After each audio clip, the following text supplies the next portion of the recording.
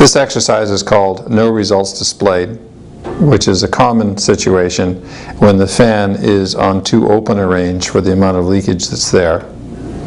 We need a blower door fan system and a simulator. And we're going to set it up in the usual configuration where we are depressurizing a house, which is pressurizing the simulator. We've removed all three sliders, and we've set the range configuration on the fan to open and the range configuration on the gauge to open.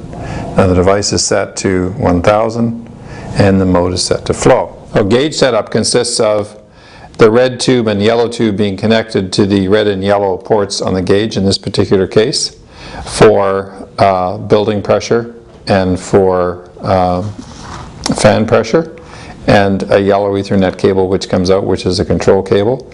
This comes down over towards the fan, and the yellow connector goes into the fan onto the reference B port, and the Ethernet cable, which is the controlling cable, goes into the fan.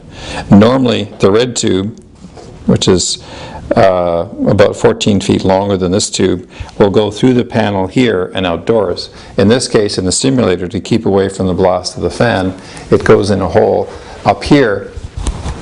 So the first thing we're going to do is to pressurize the simulator, again just manually, to 50 pascals.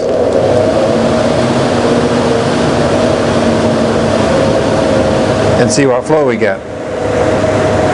So typically, if we get flow too low, we have to add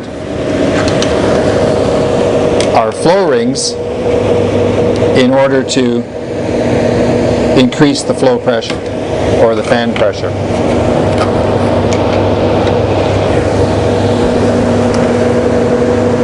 We still have flow too low, so we have to add another fan ring.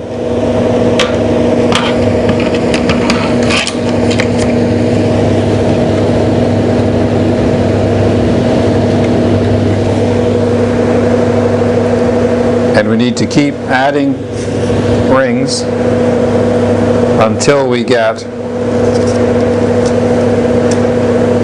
a flow pressure signal. But as we do, we need to be changing the range configuration so that the range configuration matches the fan. In this case, we change it to B, and we have a flow reading on our gauge.